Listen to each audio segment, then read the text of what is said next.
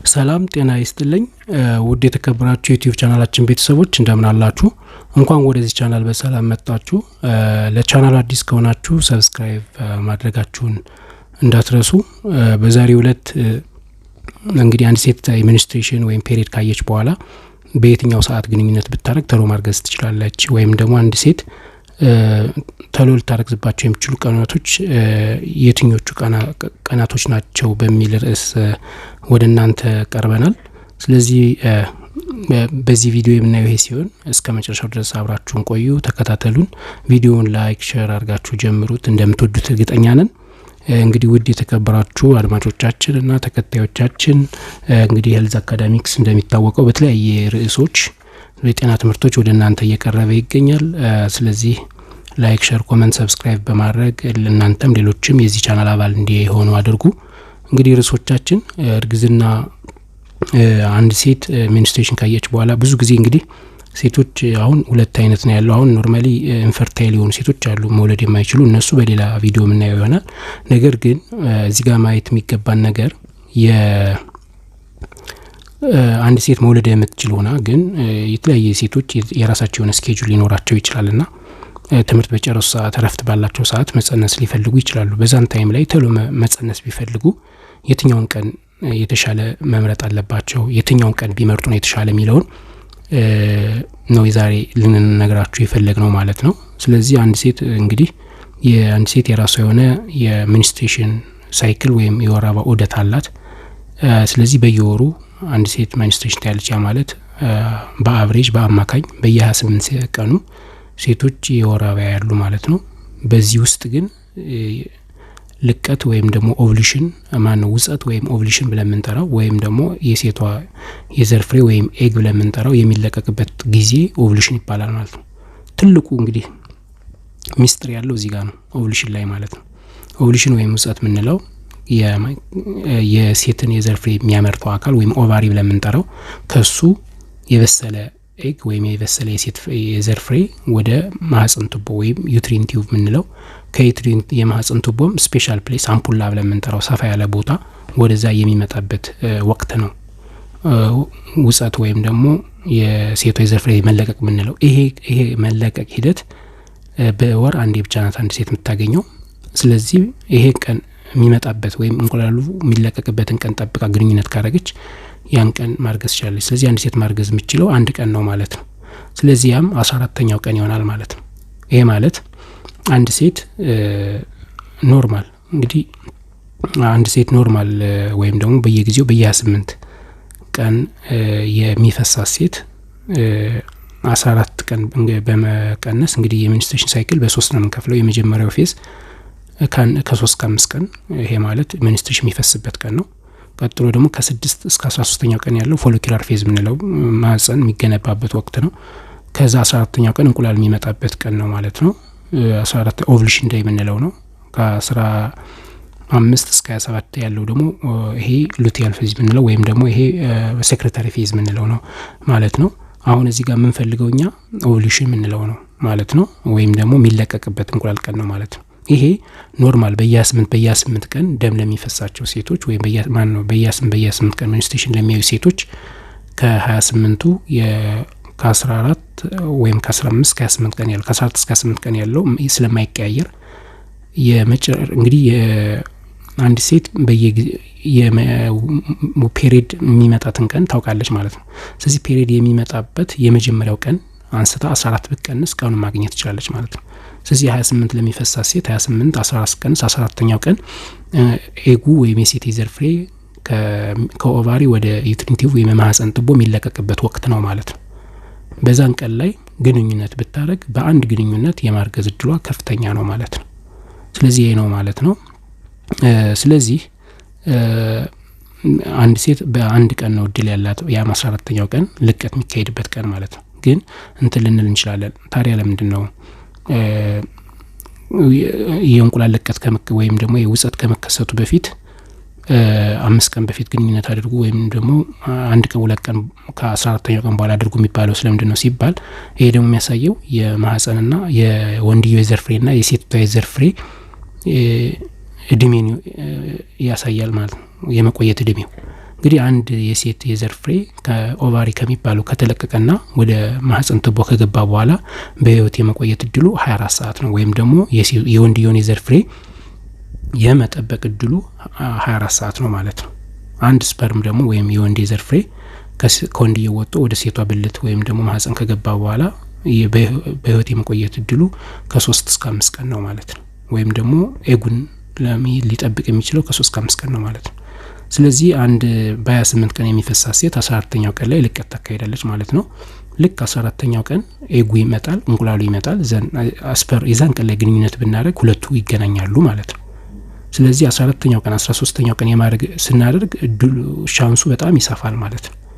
ስለዚህ ቻንሱ በጣም እየሰፋ ይመጣል ማለት ነው። ግን አንድ ሰው 14ኛው ቀን ላይ አንድ ሰው ግን ለምሳሌ 12ኛው ቀን ላይ ቢያደርግስ ልትጸንስ ትችላለች። ምክንያቱም 14ኛው ቀን ላይ ግንኙነት ብታረግ ስፐርሙ ቀጥታ ይሄድና የማህፀን በትቦዋ ላይ ይቀመጣል ማለት ነው። ስለዚህ 5 ቀን ስለሚጠብቅ 5 እንደው በዝቅተኛ 3 ቀን እንኳን ብንለው 12 ሲደመር 3 15 ነው። ስለዚህ 14ኛው ቀን ላይ እንቁላሉን ያገኘዋል ወይም የሴቷን የዘር ፍሬ ያገኘዋል ማለት ነው። ስለዚህ 5 ቀን በመቀነስ ከ9 ከ10ኛው ቀን ጀምረን ግንኙነት ብታረግ ያቺ ሴት ስፐርሙ 5 ቀን ወይም 3 ቀን 4 ቀን ቆይቶ 14ኛው ቀን ሲለቀቅ ስለሚያገኘው ታረግዛለች ማለት ነው። በተመሳሳይ ጊዜም 14ኛው ቀን በኋላ 15ኛው ቀንም ግንኙነት ብታረግ የማርገዝ እድሏ ከፍተኛ ነው። ምክንያቱም 15ኛው ቀን ለምሳሌ 14ኛው ቀን የሴቷ የዘር ፍሬ መጥቷል።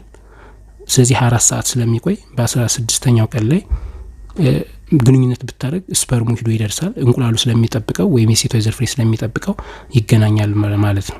ስለዚህ አንድ ሴት ልታረግዝ የምትችልባቸው ቀናቶች እንግዲህ ይሄ ቀን 14ኛው ቀን በኋላ 2 ቀን እና ከ14ኛው ቀን በኋላ ደግሞ እስከ 5 ቀን ድረስ ግንኙነት ብታረግ ልታገኛቸው ትችላለች ማለት ነው። ስለዚህ ይህን ለማድረግ ማወቅ ያለብን ነገር ምንድነው? አንድ ሴት የሚኒስትሬሽን ኖርማል ለ6 ወር ከዛ በላይ በየ28 ቀን ይፈሳት ወይም በህይወቷ ውስጥ ለ28 ቀን የሚፈሳት ሴት የመጀመሪያ የወር አበባ የሚፈስበት ቀን ትመዘግባለች ካላንደር ላይ። ከዛ ደግሞ ሁለተኛው የሚመጣበትን ትመዘግባለች። 28 ነው። ከ28 ላይ 14 ብትቀንስ 14ኛው ቀን ይመጣል ማለት ነው። ስለዚህ ሚኒስትሬሽን ሲጀምራት እንዳበቃ ከዛ በኋላ ካሉት 2-3 ቀን በኋላ ጀምራ በየቀኑ ግንኙነት ብታረግ የማርገዝ እድሏ ከፍተኛ ነው ማለት ነው። ፐርፌክትሊ ኳልኩሌት አድርጋ ደግሞ 14ኛ ቀን እንደሆነ ካወቀችው 14ና 13ኛ ቀን ብታረግ ደግሞ ሞር ፐርፌክት ይሆናል ወይም ደግሞ የማርገዝ እድሏ በጣም ከፍተኛ ይሆናል ማለት ነው። ስለዚህ ይሄን መጠቀም አንድ ሴት ትችላለች ማለት ነው። ስለዚህ እንትንሳ ለምሳሌ አንድ ሴት በ21 እና በ31 ወይም በ21 እና በ35 ከ21 እስከ 35 ቀናት ውስጥ አንድ ሴት በየጊዜው በየ23 ሊሆን ይችላል በየ25 በየ30 ቀኑ ቢፈሳት እቺ ሴት እንዴት ታደርጋለች ሲባል ለምሳሌ በየ30 ቀኑ የሚፈሳት ሴት ችግር የለውም 14 መቀነስ ነው። የመጀመሪያው ቀን ሚኒስትሬሽን ቀጣይ ሚኒስትሬሽን የሚፈሳት የመጀመሪያው ቀን ላይ በ30 ማለት ነው ሲቀነስ 14 ታደርገው 16 ይሆናል። ስለዚህ እቺ ልጅ 16ኛው ቀን ላይ እንቁላል የሚለቀቅበት ወይም የውጸት ቀን ነው ማለት ነው። በዛ አካባቢ ላይ ግንኙነት ብታረግ የማርገዝ እድሏ ከፍተኛ ይሆናል በአንድ ግንኙነት ማለት ነው። ስለዚህ ለሚቀያየር ይሄ ከ31 ከ21 እስከ 35 ውስጥ ለሚፈስባቸውም ሰዓት ይሄን ማድረግ ይችላሉ ማለት ነው።